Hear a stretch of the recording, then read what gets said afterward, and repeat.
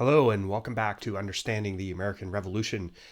Got a great one for you today, Sons of Liberty. Now this is a lot of fun. The American Revolution is ramping up. It's 1765. The Stamp Act has the colonies all in it, inflamed. And this is the first real major flashpoint between the Crown or Parliament and the colonies. So we've been talking in the last couple of videos about the Stamp Act, about responses to the Stamp Act, the outrage that many colonists had about it. And organizations were formed very quickly to resist the Stamp Act. And there were many different types of organizations, but they come to be known in history as the Sons of Liberty. Now, these were formed by local chapters, first in Boston in August of 1765, then New York City, then Providence, and various other places. Now, the Sons of Liberty, despite what you may think, it's not like it was a unified organization with a single head. It's not like a bunch of people came together and created a manifesto and, that kind of thing. It was a local movement. There were local chapters. They were mostly men who gathered in taverns. Remember, I talked in one of the previous videos about the importance of urban taverns in the Revolution. This demonstrates that importance. These guys got together drinking and talking about politics and how much they hated the Stamp Act. And, let's see what we can do. Let's organize. Let's, organize boycotts, and we'll get all the people together in the city who hate the Stamp Act, and we'll apply some pressure. So that was the idea behind the Sons of Liberty.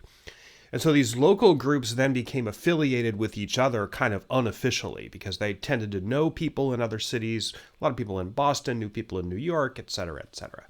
So that's kind of how it became sort of the Sons of Liberty. And then later there was a flag and there was a motto, which I'll talk about in a minute. But this stuff really kind of formed later. It was the local organizations that formed first, and then started to, the cohesion came later. So big guys in the American Revolution, big names are in the Statue of Liberty, the Sons of Liberty. People like Patrick Henry of Virginia, Paul Revere, silversmith, Samuel Adams. Now, Samuel Adams was probably the most radical of all the revolutionaries, all the American revolutionaries. And he was, of course, the cousin of John Adams, who played a major part in the political side of the revolution. But Samuel Adams was really the rabble-rouser. Benjamin Rush, doctor from Philadelphia, also extremely radical. John Hancock and Isaiah Thomas, newspaper publisher, from Worcester, Massachusetts. Actually, Isaiah Thomas is mentioned. I just put out an episode of my podcast, Second Decade, about the year without summer, 1816, and Isaiah Thomas gets a mention there, of course, much later in his life. So anyway, we have all the big guys in the American Revolution are really starting to come up in the Sons of Liberty. This is important because this is the beginning of really a revolutionary elite. Now, all successful revolutions in world history have been fomented by an elite. There's a revolutionary elite at the top that's leading, that's pulling along the society toward revolution. We saw this in Russia. Of course, Lenin was the head of that elite, the Bolsheviks. There was a revolutionary elite in China, Sun Yat-sen, and then later Mao Zedong. Iran, there was a revolutionary elite. And there was a revolutionary elite in America as well. The Sons of Liberty represents the beginnings of that elite. So what did the Sons of Liberty do? Well, I know some of you, especially V, you're going to like this. They deployed violence, symbolic public violence. They organized boycotts of British goods. They kept local businesses in line to make sure that those boycotts were enforced. That becomes really important later on. But the most significant thing they did was to deploy symbolic violence. Now, I've talked a little bit about this before. Mob violence has a long tradition in the colonies. There's something that some historians refer to as a moral economy, which existed. And the way this would manifest itself outside the revolutionary context, let's say, for example, that there was a local merchant or local shipper who was hoarding grain hoarding flour or grain or something when there was a famine on somewhere, or someone trying to stockpile food until the price went up so they could sell it at a markup.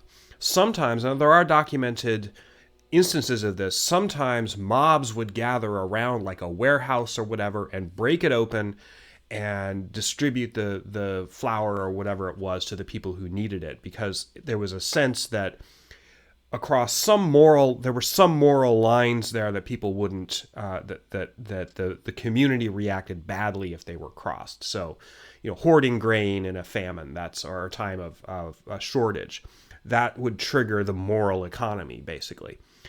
So the Sons of Liberty, those people knew how this worked. And what they did was they adapted this form of symbolic violence. And they didn't generally kill people. They weren't terrorists going around, blowing people away. But they were deploying this very symbolic unrest for political ends. Great example of this, and I mentioned it in a previous video, Andrew Oliver, who was the Boston stamp agent of the British. He was harassed. His house was broken open.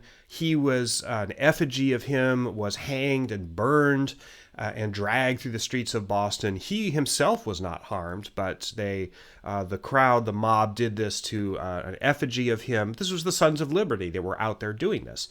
And it had the effect desired. Oliver resigned the next day. The ultimate punishment that they deployed was tarring and feathering. So I promised that I would get to this, and so here's the tar and feathers. Of course, they would, and you've seen this in the movies, they would boil up a big pot of tar and then pour it on somebody. They'd usually strip their clothes off, pour tar all over them, and then dump bags of feathers on top of them. Usually tarring and feathering was coupled with the, again, symbolic ritual of running somebody out of town on a rail. So the victim would be, completely covered in hot tar and immobilized, and then they'd lift him up on, it's usually they'd lift him up on a rail, a big log, and carry him through the streets and carry him out of town and throw him outside the boundaries of the town.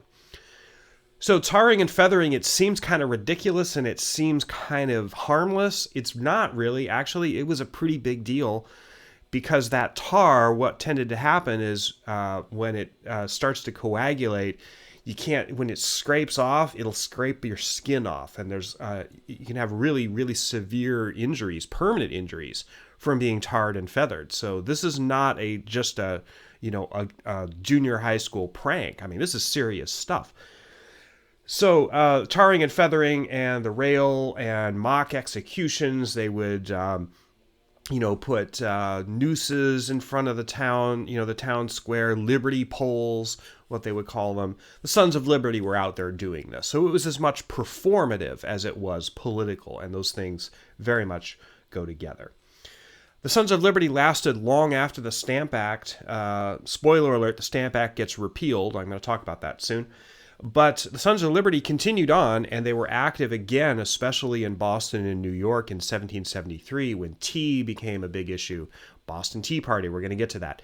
And their motto was taxation without representation. I talked in the last video about what that really means, and that it really was a motto, and it sort of encapsulated an idea that the colonists were about. But it's more complicated than just that motto. It's not really, it was a motto, a slogan, but the revolution was more than just taxation without representation. And I talked about that last time. So that's Sons of Liberty in a nutshell, and we're going to continue on into the later revolutionary period as things get even more heated between colonies and parliaments. So talk to you later. Like, subscribe, share, you know what to do. So talk to you later. Thanks.